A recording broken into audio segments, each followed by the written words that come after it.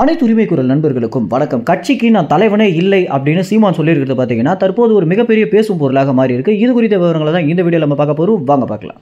நாம் தமிழர் கட்சியின் தலைமை ஒருங்கிணைப்பாளரான சீமான் அவர்கள் பார்த்தீங்கன்னா தொடர்ச்சியாகவே பல்வேறு சர்ச்சைக்கு உள்ளாக்கப்பட்டு வந்துட்டு இருக்காரு. குறிப்பாக காளியம்மாள்ல தொடங்கிய சர்ச்சை தற்போது விஜயுடைய அரசியல் வரைக்கும் வந்திருக்கு. அப்படின்னா முழுக்க முழுக்க இது திமுகவுடைய சதி வேலையா அல்லது விஜயுடைய ஐடிவிங்க இந்த மாதிரி சீமான் மேல ஒரு வன்மத்தை கக்குறாங்களா அப்படின்ற விஷயம் இப்ப வரைக்கும் தெரியாம தான் இருந்துட்டு இருக்கு.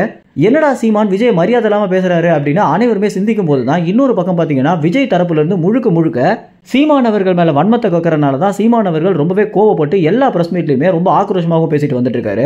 குறிப்பாக செய்தியாளர்கள் சந்திப்பு அப்படின்னு வரும்போது சீமான் பேசுறது மட்டும் தான் நம்ம பாக்குறோமே தவிர இன்னொரு பக்கம் எந்த மாதிரியான கேள்விகள் கேட்கப்படுது அப்படின்றத எல்லா யூடியூப் சேனல்கள் எல்லா நியூஸ் சேனலுமே கட் பண்ணி தான் போட்டுட்டு வந்துட்டு இருக்காங்க.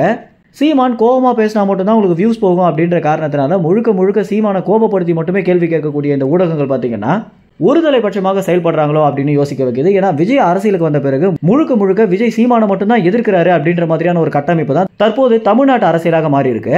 திமுக இந்த ஒரு விஷயத்தை வச்சு குளிர்காயிறாங்களோ அப்படின்னு இன்னொரு தரப்பு மக்கள் சொல்லும்போது திமுகவுடைய ஐடிவிங்க தான் இந்த மாதிரியான வேலையை பார்க்குறாங்க அப்படின்னும் விஜய்க்கும் சீமானுக்கும் ஒரு மோதலை உண்டு பண்ணி விட்டுட்டா திமுகவுக்கு ரொம்பவே அமைதியான ஒரு அரசியல் ஏற்படும் அப்படின்றதுனாலையும் இன்னொரு பக்கம் பார்த்தீங்கன்னா தேர்தல் நெருங்க சீமானும் விஜயை முட்டிக்கிட்டாங்க அப்படின்னா அது திமுகவுடைய வாக்கு வங்கியை எந்த வகையிலும் பாதிக்காது அப்படின்றதுனால தான் இப்படி ஒரு அரசியலை கையாளுறாங்களோ அப்படின்னு அரசியல் விமர்சகர்கள் பார்த்தீங்கன்னா அவங்களுடைய கருத்தையும் தெரிவித்து பேசிட்டு இருக்காங்க. எது எப்படியாக இருந்தாலும் தற்போது விஜய் திமுகவுடைய ஊழல் பட்டியலை ரெடி பண்ணிட்டு இருக்காரு அப்படின்னு நம்ம அனைவருக்குமே தெரிஞ்சிருக்கோம்.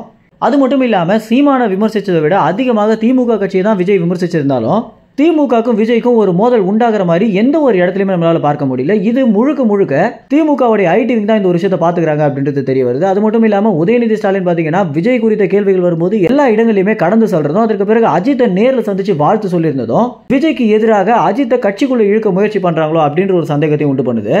இந்த எல்லா கேள்விகளுமே தாண்டி தற்போது சீமானவர்கள் பார்த்தீங்கன்னா கட்சிக்கு நான் தலைவனே இல்லை அப்படின்னு செய்தியாளர்கள் சந்திப்பில் பேசியிருக்கிறது தான் இன்றைய தினம் அதிக அளவில் பேசும் பொருளாக மாறி இருக்கு. சீமான் என்ன சொல்ல வராரு அப்படின்னா எதனால என்ன கட்சியின் தலைவன் சொல்றீங்க அப்படின்னும் என்னுடைய கட்சி நிர்வாகிகள் அனைவருக்குமே நான் ஒரு அண்ணன் தானே தவிர நான் ஒரு தலைமை அதிகாரியாக செயல்பட்டதாக எந்த ஒரு இடத்துலையும் நீங்க பார்த்திருக்க முடியாது அப்படின்னும் இது ஒரு குடும்பம் அப்படின்றத மட்டும் மறந்துடாதீங்க அப்படின்னு சீமானவர்கள் பார்த்தீங்கன்னா நாம் தமிழர் கட்சியுடைய கோட்பாடை மீண்டும் மக்களுக்கு வலியுறுத்தியிருக்காரு. இந்த தகவல் குறித்து என்ன நினைக்கிறீங்க அப்படின்ற உங்க கருத்துல கமெண்ட்ஸ்ல தெரிவிங்க. நன்றி, வணக்கம்.